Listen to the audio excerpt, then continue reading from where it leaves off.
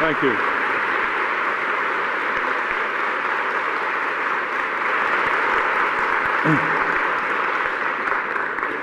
Thank you very much, Alex. It's Global Exchange and Co-op America who have built this great annual event.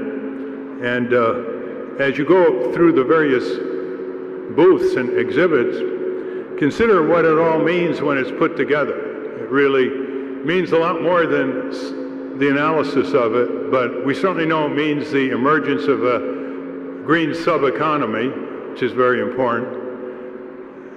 It certainly means more education about the quality of economic systems, not just how big the GDP is, how do the fruits of economic output benefit people who are now excluded, the distribution issue, not just the aggregate economic growth, but how is it distributed? And I think that we can see in many ways enough models of superior performance that meet environmental, sustainability, health, safety, access to justice, entrepreneurialism in its best sense. There are enough models of superior performance that we can now point to, so we're not just dealing with theory, we're dealing with people who've actually done it on the ground, whether it's profitable organic farming, whether it's cooperatives, whether it's new kinds of grassroots media, whether it's a redefinition of what food should be all about, and of course the many environmental facets of an economic system. This afternoon I would really want to push the envelope, and I hope you'll carry it forward. We do need a more fundamental strategy here on giant corporate power. That is the central political issue of our time. It's corporate power and the takeover of our government and the spread of commercial values into every nook and cranny of our culture, including the commercialization of childhood, the commercialization of universities, the commercialization of almost everything these large companies touch.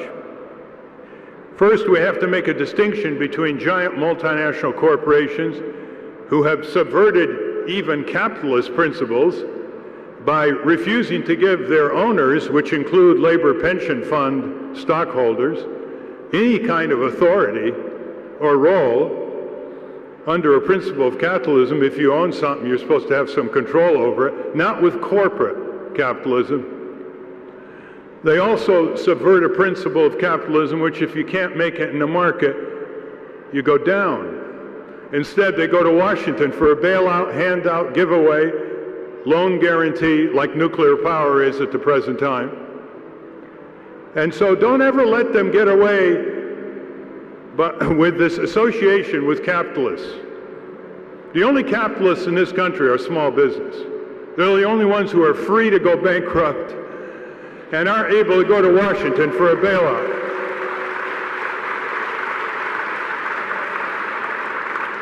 The giant corporations are a new animal with long antecedents. They transcend national boundaries.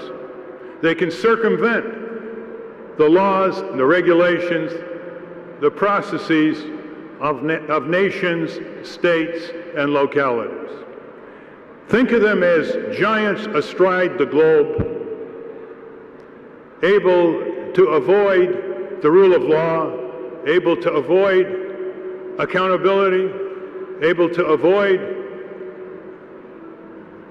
the monitoring of elected officials, able to avoid the courts, as they pit one country against another with a propulsion downward on standards of living in more developed countries toward the poverty of the undeveloped countries.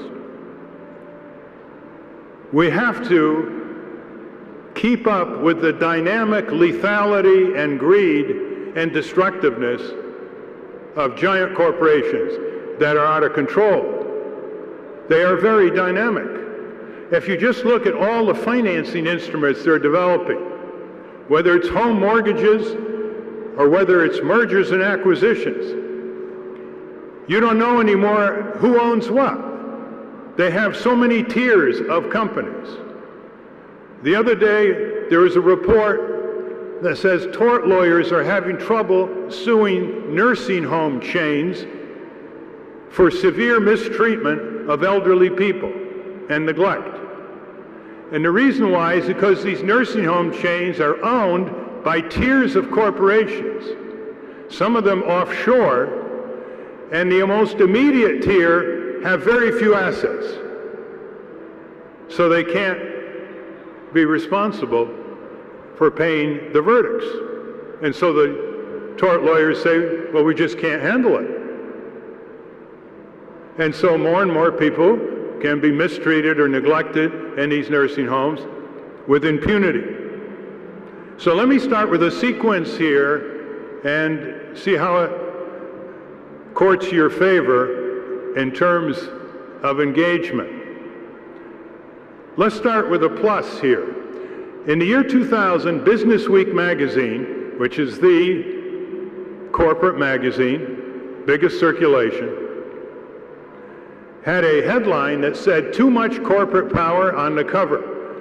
And inside, it had 6 detailed pages saying yes, yes, yes. It then polled the public and registered 72% of the American people thought corporations had too much control over their lives. It then had an editorial with a ringing phrase that said, quote, "Corporations should get out of politics," end quote. I would assume the assumption is they are not human beings. Only human beings should have constitutional rights, not corporations.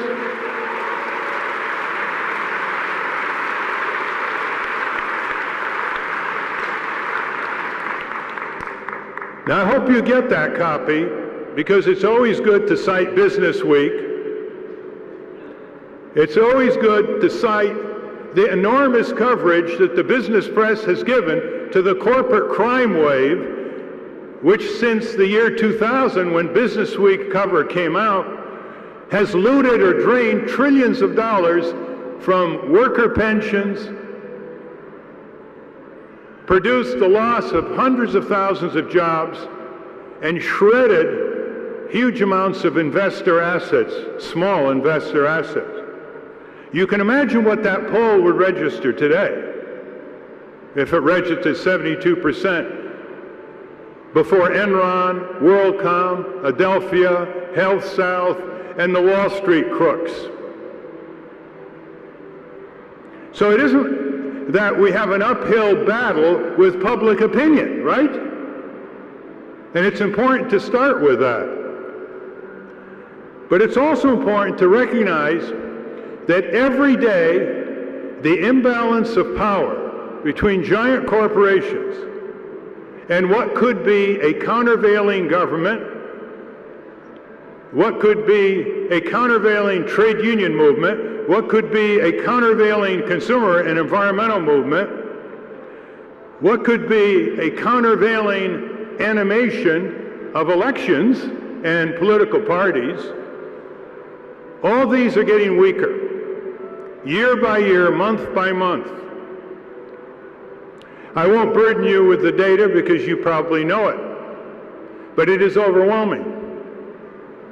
In Washington, D.C., every department and agency in the U.S. government,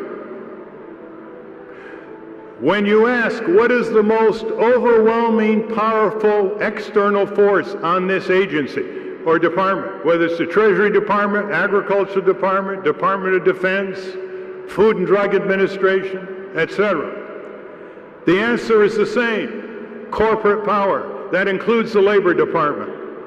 Corporate power. That's one way to measure it. Another way to measure it is the convergence of the two major parties on fundamental issues of corporate power, corporate crime, corporate welfare, and corporate takeover of our elections.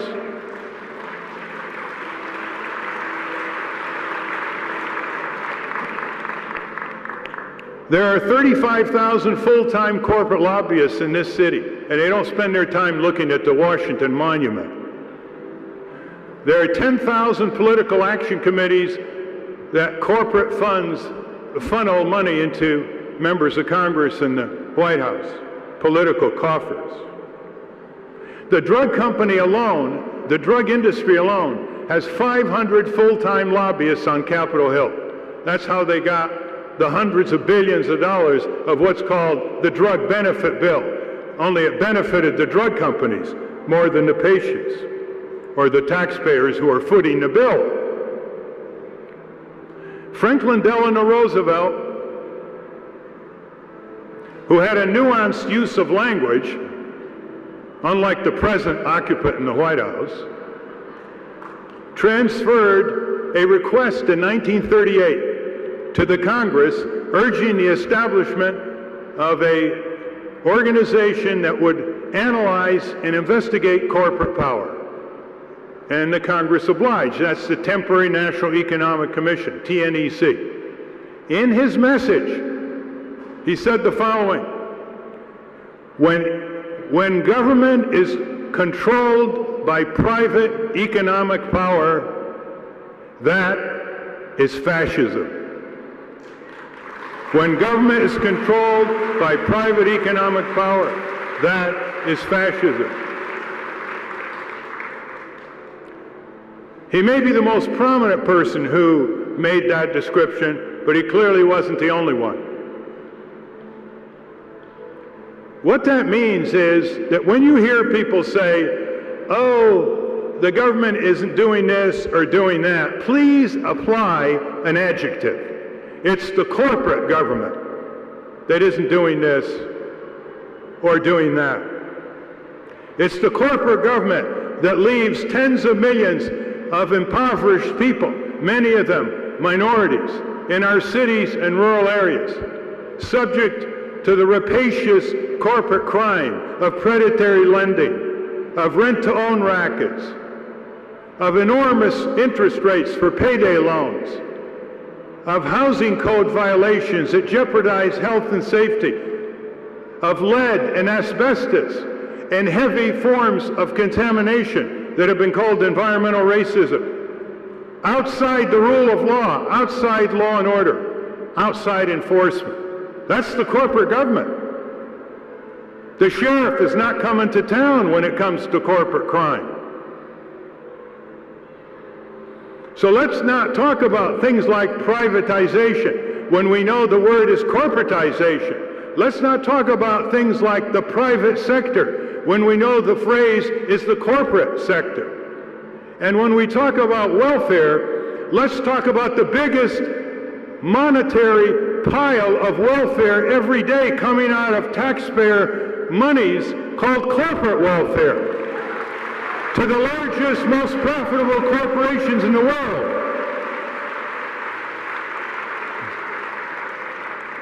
General Electric is on corporate welfare. Intel is on corporate welfare. Cisco is on corporate welfare. Microsoft is on corporate welfare. Pfizer is on corporate welfare. Merck is on corporate welfare. Tell me one large company that isn't on corporate welfare. Half of this city is shoveling out hundreds and hundreds of programs of subsidies, handouts, giveaways, tax escapes, etc. The nuclear industry wants to build more nuclear plants. They can't meet the market test. So they got the Senate, with the Democrats in charge a few weeks ago, to pass a $50 billion loan guarantee provision, mostly for new nuclear plants. It's corporate welfare.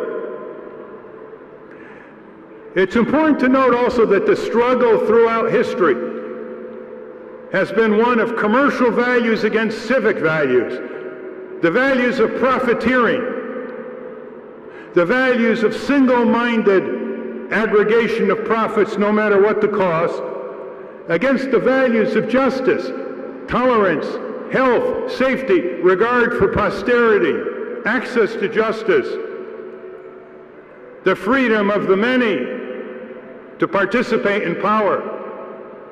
Marcus Cicero's great definition of freedom. Freedom is participation in power. That's the definition we got to take to every city hall, every state house, every corporate shareholder meeting, every congressional hearing. If there isn't a shift of power to the people from the corporations, none of all these great things that we know can be done for our country and our world, many of them exhibited here this weekend, can be significantly and quantitatively successful. They will just be models. Every politician running for office at whatever level should be asked the cardinal question: what are you recommending and what have you done to shift power from the few who now decide for the many to the many who will decide for the few?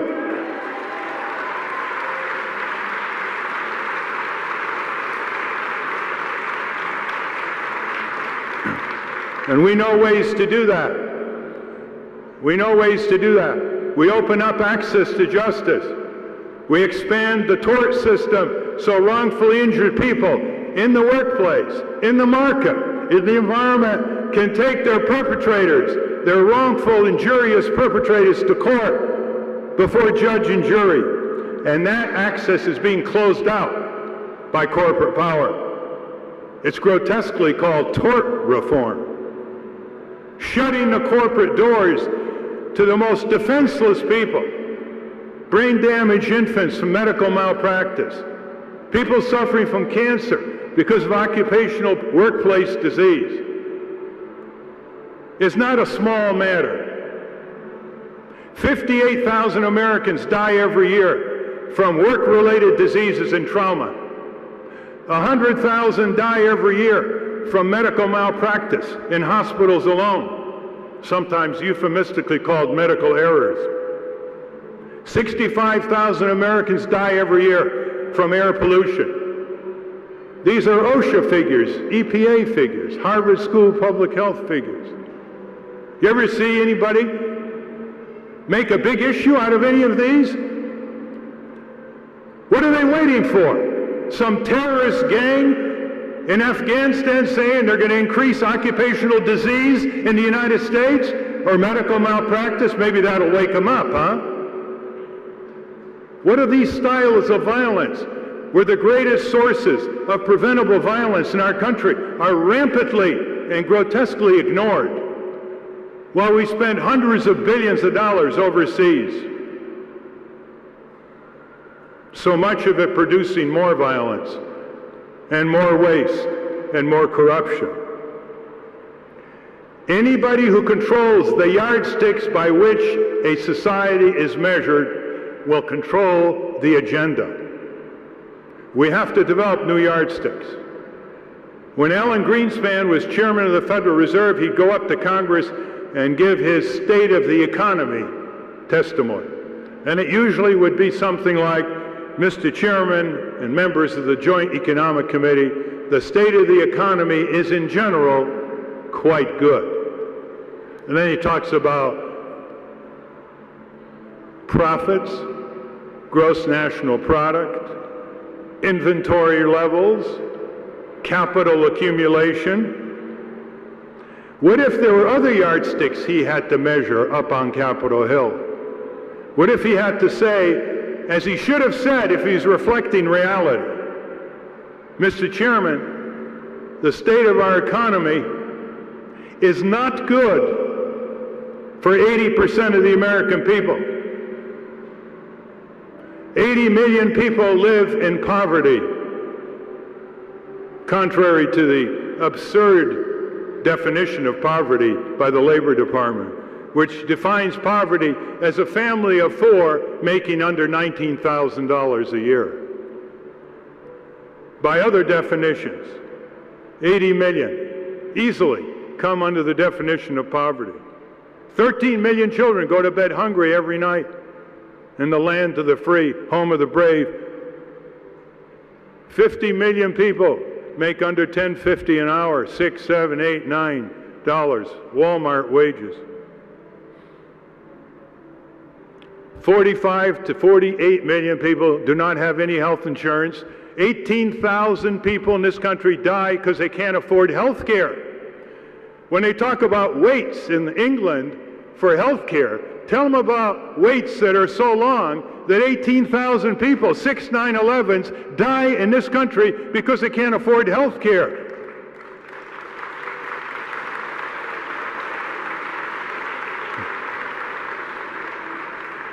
Those figures are conservative. They come from the Institute of Medicine and the National Academy of Science. They don't even count the diseases and the injuries that occur and are worsened and are not diagnosed because people can't afford health care. We have to have our own yardsticks. We have to have our own people's economic yardsticks by which to measure our economy. Do not use the corporate yardsticks to measure the economy. They won't talk about the distribution of the gains that were produced by the sweat of millions and millions of American workers who are making less and less in terms of the return on labor compared to the return on capital. And that's been going on for over 25 years. Yardsticks, the quality of the economy. They can control public opinion by simply saying, oh, look at the GDP. It went up 4% this quarter over last year. Oh, look at profits. They're up 10%. And that's what goes over the evening news. We have to turn that around and expose the fraud of these yardsticks, which are oligarchic, plutarchic large yardsticks. They're not people yardsticks. Remember, whoever controls the yardsticks, whether it's the SAT or the graduate record exams or the definition of beauty or the definition of political success, will control the agenda, will control the way we look at the world. In analyzing who we should pay attention to, it helps to ask one single question. If millions of people do not have health care, who is saying no to their getting health care? The HMOs, the drug companies, the hospital chains. If tens of millions of people don't have a living wage, who's saying no to a living wage? The Walmarts, the Kmarts, the McDonald's, the Burger Kings. If tens of millions of people are having to pay more taxes than they should, and the rich and powerful and corporate are paying far less than they should, who's saying no to this kind of tax reform? It's these corporations and their executives. If you make capital gains and dividends, you pay 15%. If you work in a steel mill, you're up to 33%. Quite a difference between the maximum tax rate for clipping coupons in a Park Avenue condo and going to a hot steel mill every day, 5 days a week. The tax rate is over double on workers. Who is saying no to cleaning up the election process, which is now on an auction for the highest bidder? They have quarterly returns now for Hillary and Obama and Edward, like they're corporations. It's corporate money that's saying no. Who's saying no to access to courts for people who desperately need compensatory justice? It's the corporate wrongdoers. After a while, you get the idea, huh? Where the focus is. I usually don't like this phraseology, but I find it irresistible. Whenever you meet any politicians or any government employees, tell them, it's the giant corporations, stupid. That's who it is.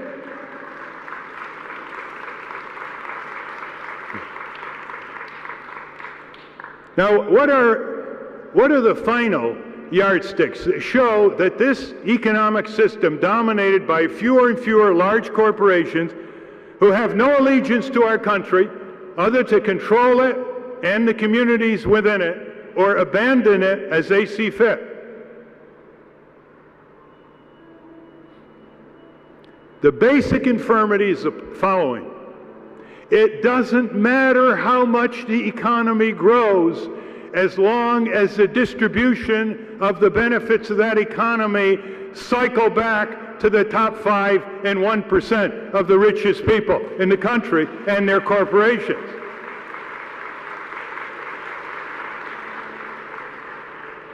The crumbs are not enough. Our economy now is about 20 to 25 times more productive per worker than it was in the year 1900. Remember that, 20 to 25 times adjusted for inflation. In 1900, there were poor people, there were hungry people, there were people without adequate shelter. And in the year 2007, there are poor people, there are hungry people, there are people without adequate shelter, and there are people deep, deep in debt. Oh, they may have television set now where they did in 1900. But how can an economy grow 20 to 25%? 20 to 25 times more, rather, per capita, and still not have abolished poverty, still not have provided decent housing, still not have provided decent opportunities for people, still not have rebuilt our cities, still not have had Medicare, full Medicare for all? That's because the corporate system is inherently defective. No matter how it grows, no matter where it grows, it will not just damage the environment and cheat consumers and provide hazardous workplaces, etc. It will cycle the gains back into the top 5, 4, 3, 2, 1%. When I was growing up in a factory town in Connecticut, the heads of those factories, not one of them was making more than 7 times the worker wage in their factory. And I'm talking about the top guys, not the managers. Now it's the Fortune 500 CEOs are making between 400 to 500 times more than the average worker. The head of Walmart made $11,000 per hour on the average, 8 hours a day last year, and hundreds of thousands of his workers were making $6.5, $7, $8, $9, $10 an hour. You can see the gap growing, growing. There isn't even a word to describe it. A gap is not enough. So what do we do about all this? First, the smarter the strategy, the more targeted the strategy, the more a certain amount of civic power will carry the day. We have to first split the corporate entity from the entity known as a human being. Corporations must be structurally, constitutionally, and operationally subordinated to the sovereignty of the people.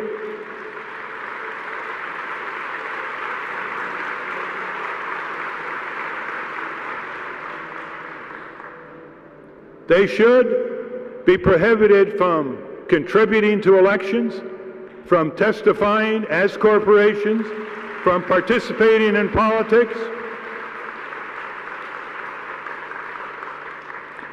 How did we ever get in this situation? Some Supreme Court decision in 1886 decided that corporations were human beings for purposes of the Constitution.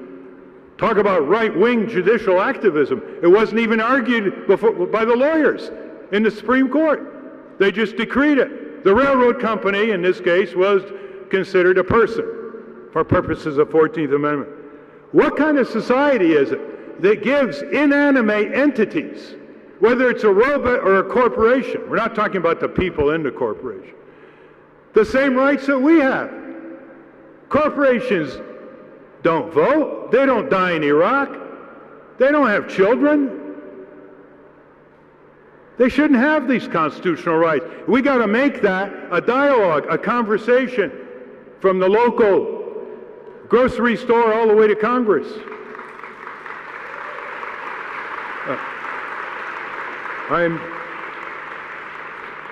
I'm pleased to say that all over the country people are raising that, in no small part to the work of a group called POCLAG and Richard Grossman and others, who raised this about 15 years ago. Corporations should not be persons. Personhood should be taken from these corporate entities. When we do that, we set up the next change, which is federal chartering for large corporations. No more Delaware chartering or Reno, Nevada chartering. We have to redefine the agreement between the society and the giant corporate entity. The best way to do that is to abolish state charters, Corporations are not created by investors. Investors fund corporations. They're created by state government charters and have them nationally chartered following a very extensive public debate and congressional hearings. You know, in the early days, in about 1800, when the first corporations were chartered in the state of Massachusetts to manufacture textiles, the legislature chartered one at a time. They put them on a short leash. They made them renewable. Those legislators were worried about Frankensteins arising in their midst. Corporations were seen as our servants then, not our masters. They become our masters, not our servants. Once we raised the issue of federal charters, which was raised by Teddy Roosevelt, William Howard Taft, Senator O'Mahony in 1939, and then suddenly it subsided. Once we raised that, all kinds of issues of corporate accountability, of corporate compliance, of depowerizing corporations, of giving more power to the consumers and workers and pension funds come to the forefront. It's a crucible. It's a framework. You don't just go one here, itty-bitty there. It's a framework to organize the shift of power back to the sovereignty of the people, away from the increasing absolutist sovereignty of giant corporations. What is the word here? The word is subordination. I urge you to use that word. We must create a movement of subordination of corporate power to the supremacy of the power of the citizens in this country, the people in this country.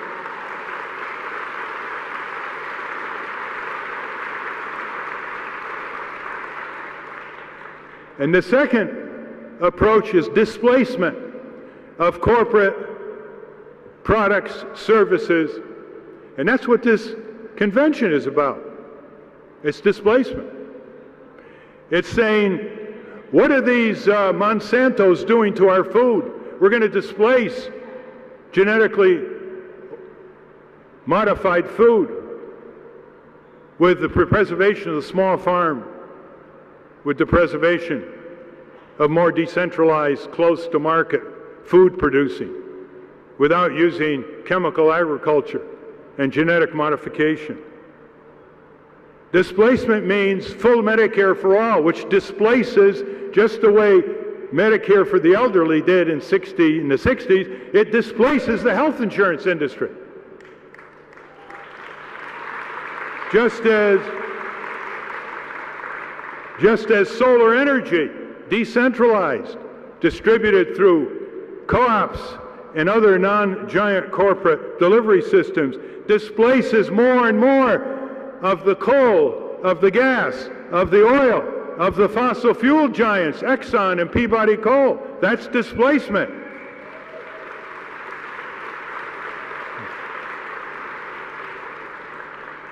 Displacement comes from refusing to enter McDonald's, refusing to enter Starbucks, refusing to enter Walmart's.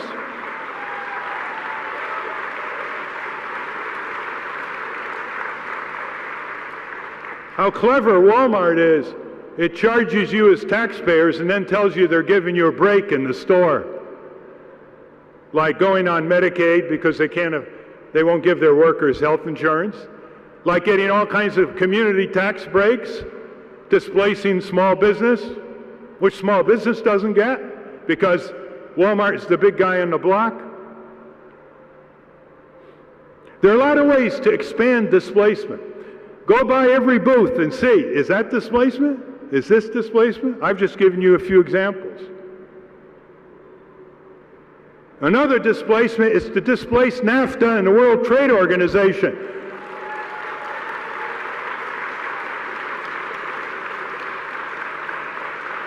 So they cannot pull down our standards. They cannot subordinate environment, labor, and consumer rights of health and safety and well-being to the supremacy of corporate, commercial, international trade. That's what it's all about. It's circumventing our democracy. It's circumventing our democratic processes, our courts, our regulatory agencies, our legislature. You can't buy anything in your hometown from child labor, products made from child labor in this country, because it's illegal. But our country, because we've signed on to the World Trade Organization, can't pass a law prohibiting importation of products made by brutalized child labor abroad, because that would violate the WTO, and a country that would take us to Geneva would beat us in those secret courts under the WTO. We couldn't have been first with airbags if WTO was around. We'd have to go to harmonization committees organized by WTO bureaucrats in Switzerland, and where we'd be driven downward by other countries on the committee that didn't want airbags to be mandatory in cars. Subordination and displacement. Why do I emphasize these kinds of approaches? Because giant corporations have learned to game our political economy. They've learned to neutralize regulatory agencies. They've learned to buy elections. They've learned to block access to the courts. They've learned to get in the minds of our young children, so that the very trademarks with this mass marketing, undermining parental authority, selling pornography, violence, junk food, junk drink, dangerous toys, they're getting into the minds of our children at a very young age. They know how to game the system. And when they know how to game the system of accountability, when they know how to bring trade unions to their knees, when they know how to spend tens of billions of dollars after Katrina and not help any of the victims of Katrina and get away with it,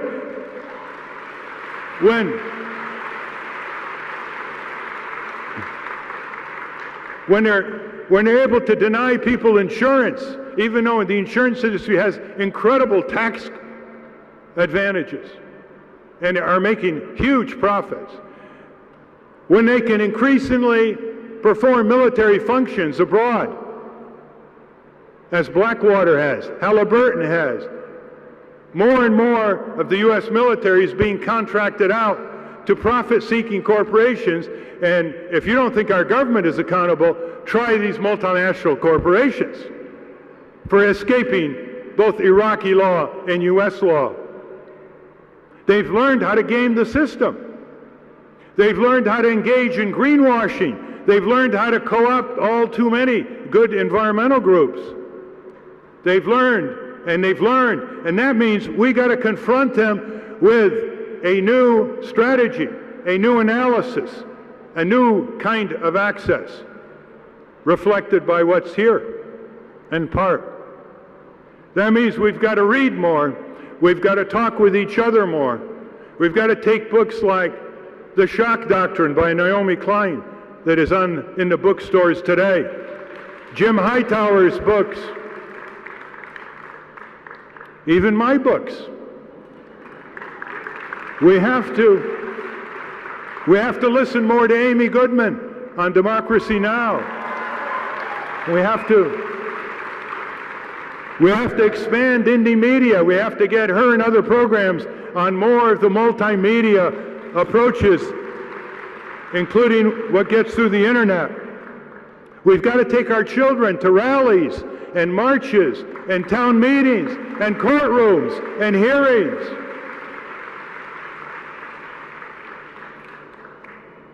And then we get ready for the real movement here. And here's how we should look at it. First, we take away their symbols. That flag is ours. That Pledge of Allegiance is ours.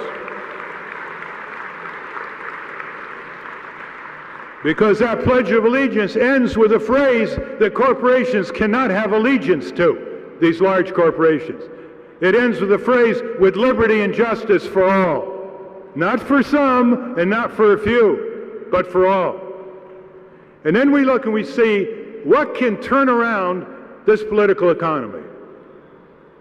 What is the single most important institution that can turn it around? And it's 535 people, men and women in Congress, who put their shoes on every day like we do. Congress has enormous constitutional authority, far greater than the executive and the judicial, which is why it's surrendering so much of it on the installment plan to both the executive and the judicial. It doesn't want the responsibility. That's our job. About 1,500 corporations with offices here in town pretty much get their way with a majority of 535 members of Congress. But we're millions of people. The corporations have a lot of money. They don't have a single vote. We're 600,000 people in each congressional district on the average. Once we put the energy in organizing Congress watchdog organizations in every congressional district, at least the level of energy that is exhibited by a serious bird-watching club or bowling league, you will see a dramatic difference in the response patterns of your senators and representatives. The critical mass is about 2,000 people per district who choose watching Congress as their principal hobby, who learn the skills of holding Congress accountable, who learn the talents of getting their member Congress into auditoriums where they are grilled before a local media and full assemblage. 2,000 people per congressional district, focusing on, let's say, a half a dozen transitional agendas, big time. Health care being one, subordination of corporations being two, etc., for starters. If we don't get down to that level of monitoring, we're not getting down to the level of corporate power. But remember, we have more votes than corporations. Corporations are very vulnerable when they are challenged in ways they are not accustomed. And this is one way. Always when you see people who are discouraged, demoralized, you know, the kind of people who, if you had them in a stadium and you said, what's the difference between apathy and ignorance? They'd say, we don't care and we don't know. Even though they're getting ripped off, disrespected, excluded, harmed. You keep saying to them, there's only one person in the House and two in the Senate representing where you live and work. Do they know your name? Have they been face to face? Have you collaborated with your neighbors and friends? The greatest obstacle to the rise of a functioning, persistent, sustainable democracy is the belief by millions of people that they don't have enough power and that they're powerless, and they don't count and they don't matter. And that's the way we grow up. That's the way we grow up as children. As my father said to me when I was 10 years old and I came home from school, he said to me, Ralph, what did you learn in school today? Did you learn how to believe or did you learn how to think? I thought about that one for a long time. That's why we have to pay attention to the introduction of civic skills in our elementary and high school. That's civics, civic skills, connecting the classroom to the community. No one can stop us from doing that. We are parents, citizens, taxpayers, local schools. Get it done. The materials have been written by people in this audience. The subject matter is at hand. The children love it when they're given that kind of opportunity. Finally, let's total up our assets. I've described the assets of power of corporations. A lot of the assets of power of corporations belong to us. The timber companies, oil and gas companies, uranium companies, gold companies, they are getting our minerals either free or for bargain basement prices on the public lands. The public lands belong to us. We own them. But we've allowed these corporate entities to control what we own, to profit what we own, to exploit what we own, to pollute from what we own. A few years ago, $9 billion with a B of gold was discovered on our land in Nevada by a Canadian gold company. They got ownership of $9 billion of gold for $30,000 paid to the Department of Interior under the 1872 Mining Act. That's still on the books. Imagine, 30,000 bucks, $5 an acre. And they had all the gold. And when they finish exploiting it and selling it, they leave the cyanide-laced waste for the taxpayers to pick up and pay for it, to clean up. The public airways belong to us. We own the public airways. That's a tremendous asset. But we've given it away to the radio and TV industry. The FCC gives it away 24 hours a day, free. They don't pay us anything. We're the landlords. The radio and TV stations are the tenants. And they get away since 1927 without paying free. What if we charged them rent, and that would be a lot of money, and we used a portion of it to get back a certain amount of time every day, prime time TV, drive time radio, where we built our own TV and radio stations and production studios, reporters and producers, with the rent, part of the rent that we get from the commercial industry. Is that too radical? Ask a conservative next time whether that conservative believes that if we own something, we shouldn't control it. The same is true for the research and development. Do you realize that almost every major industry that's burgeoning in this country is based on government, taxpayer, research and development? Three-quarters of the anti-cancer drugs developed by tax money out of the NIH. How about the aerospace industry? That's out of the DOD. How about the semiconductor industry? Government research and development. The government developed the internet. How about the containerization industry? That came out of U.S. Navy research. On and on, whether it's biotech, pharmaceutical, semiconductor, computer, aerospace, you name it. It's our money, and it's given free to these companies. They don't even have the decency to have a taxpayer appreciation day on April 15th to say thank you, middle class and lower income class taxpayers.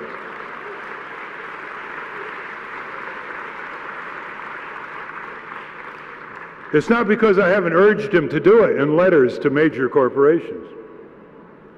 Those are some of our assets. But no asset is greater than the asset of an aroused mind in an aroused citizen who is communicating to other people. Word of mouth. Word of mouth is the fastest, most reliable, most credible form of communication with friends, relatives, co-workers, people you meet in the supermarket line.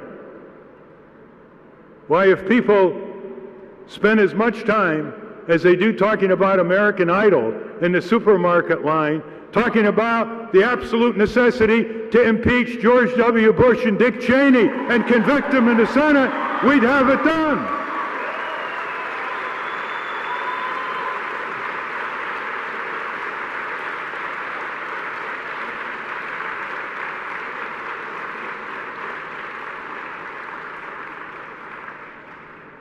You know, we're losing our country, we're losing our government, we're losing our future. We have a runaway criminal regime supported by its party in the Congress. The opposition party has caved again and again and again since January, even though it controls the Congress. It's caved on energy, it's caved on the war, it's caved on Iran, it's caved on the Patriot Act revisions, it's caved on even rescinding the tax reductions of the wealthy to pay for the war. When they do that, they're making our children and grandchildren pay for those deficits. And it's also caved on so many of the things that the other parties gotten through Congress because the Democrats didn't stop them when they had the power to, even though they were in the minority. They could have stopped the war, the Patriot Act, the tax cut for the wealthy. Where does that leave us? We've got to have more voices and choices. We've got to break the two-party elected dictatorship, or either take over one of them.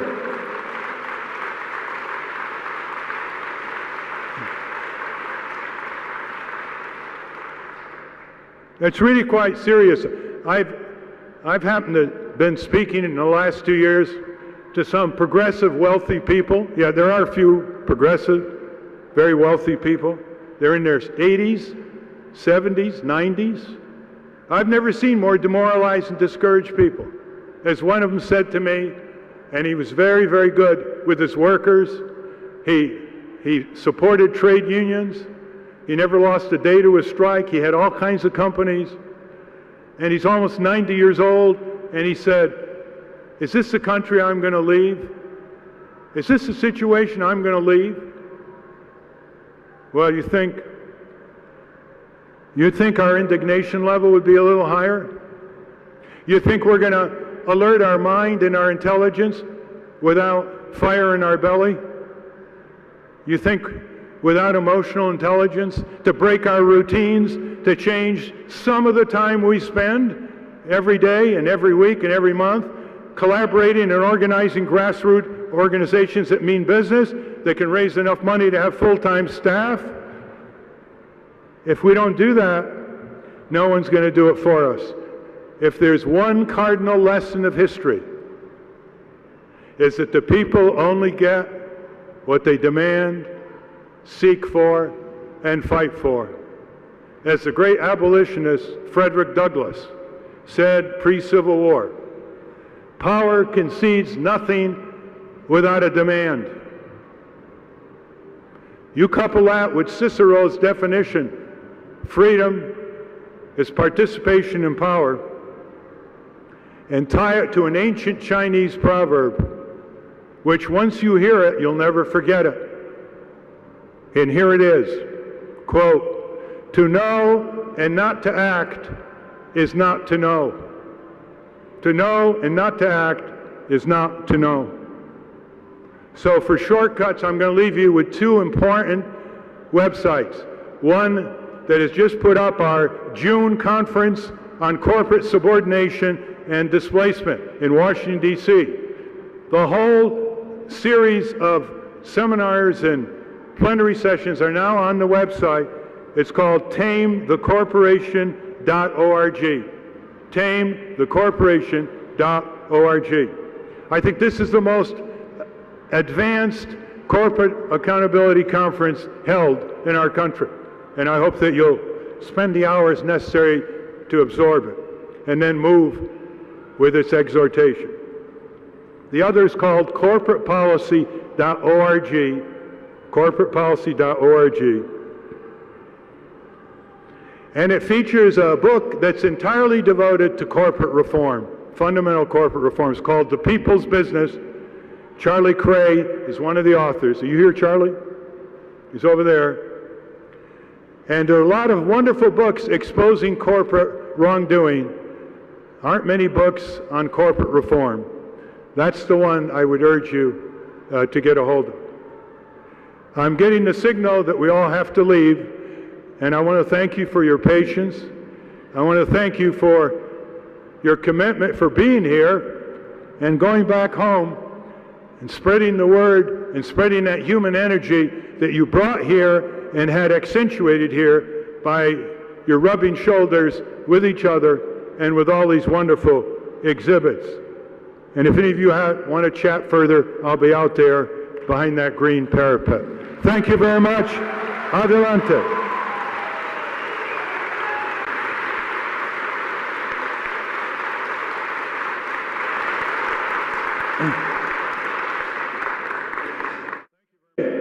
The imbalance of power between giant corporations and what could be a countervailing government, what could be a countervailing trade union movement, what could be a countervailing consumer and environmental movement, what could be a countervailing animation of elections and political parties, all these are getting weaker.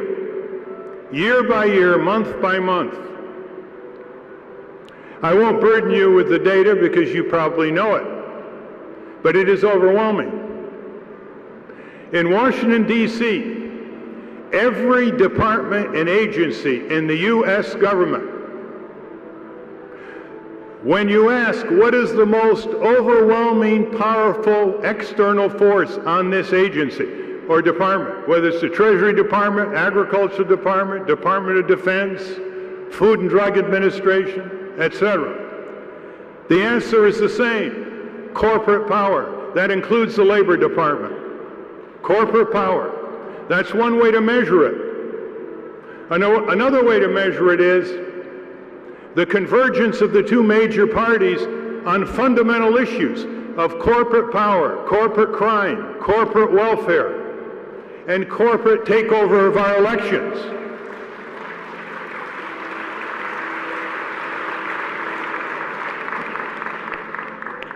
There are 35,000 full-time corporate lobbyists in this city, and they don't spend their time looking at the Washington Monument. There are 10,000 political action committees that corporate funds funnel money into members of Congress and the White House, political coffers. The drug company alone, the drug industry alone, has 500 full-time lobbyists on giant corporate power. That is the central political issue of our time. It's corporate power and the takeover of our government and the spread of commercial values into every nook and cranny of our culture, including the commercialization of childhood, the commercialization of universities, the commercialization of almost everything these large companies touch. First, we have to make a distinction between giant multinational corporations who have subverted even capitalist principles by refusing to give their owners, which include labor pension fund stockholders, any kind of authority or role under a principle of capitalism. If you own something, you're supposed to have some control over it, not with corporate capitalism. They also subvert a principle of capitalism, which if you can't make it in the market, you go down. Instead, they go to Washington for a bailout, handout, giveaway, loan guarantee, like nuclear power is at the present time. And so don't ever let them get away with this association with capitalists. The only capitalists in this country are small business. They're the only ones who are free to go bankrupt and aren't able to go to Washington for a bailout.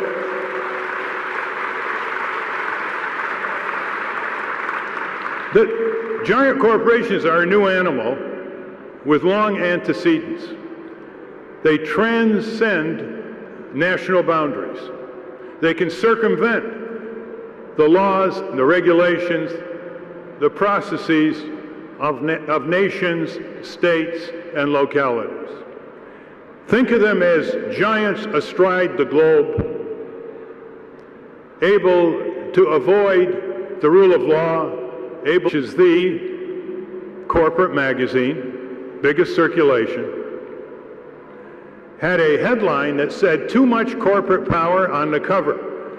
And inside, it had 6 detailed pages saying yes, yes, yes. It then polled the public and registered 72% of the American people thought corporations had too much control over their lives. It then had an editorial with a ringing phrase that said, quote, "Corporations should get out of politics," end quote. I would assume the assumption is they are not human beings. Only human beings should have constitutional rights, not corporations.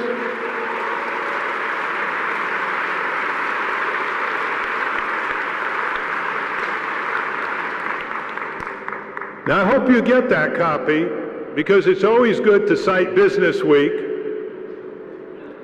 It's always good to cite the enormous coverage that the business press has given to the corporate crime wave, which since the year 2000, when Business Week cover came out, has looted or drained trillions of dollars from worker pensions, produced the loss of hundreds of thousands of jobs, and shredded huge amounts of investor assets, small investor assets. You can imagine what that poll would register today if it registered 72% before Enron, WorldCom, Adelphia, Health South, and the Wall Street crooks. So it isn't that we have an uphill battle with public opinion, right? And it's important to start with that. But it's also important to recognize that every day, able to avoid accountability, able to avoid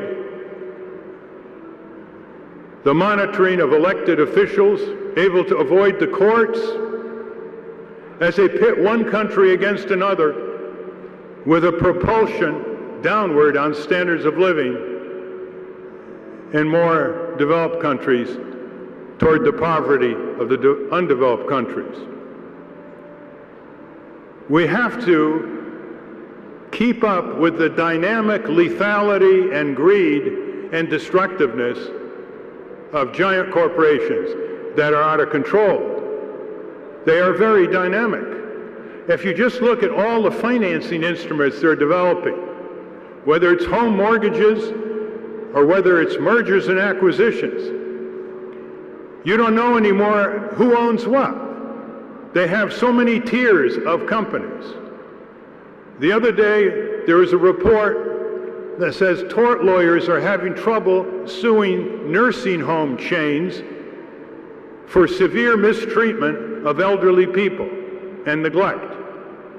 And the reason why is because these nursing home chains are owned by tiers of corporations, some of them offshore, and the most immediate tier have very few assets. So they can't be responsible for paying the verdicts. And so the tort lawyers say, well, we just can't handle it. And so more and more people can be mistreated or neglected in these nursing homes with impunity. So let me start with a sequence here and see how it courts your favor in terms of engagement. Let's start with a plus here. In the year 2000, Business Week magazine, which... Thank you.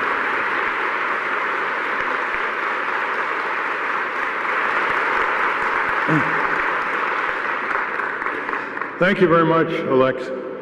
It's Global Exchange and Co-op America who have built this great annual event.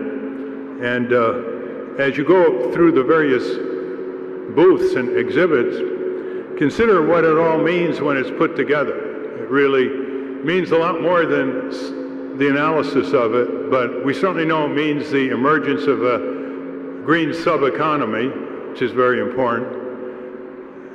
It certainly means more education about the quality of economic systems, not just how big the GDP is, how do the fruits of economic output benefit people who are now excluded, the distribution issue, not just the aggregate economic growth, but how is it distributed. And I think that we can see in many ways enough models of superior performance that meet environmental, sustainability, health, safety, access to justice, entrepreneurialism in its best sense.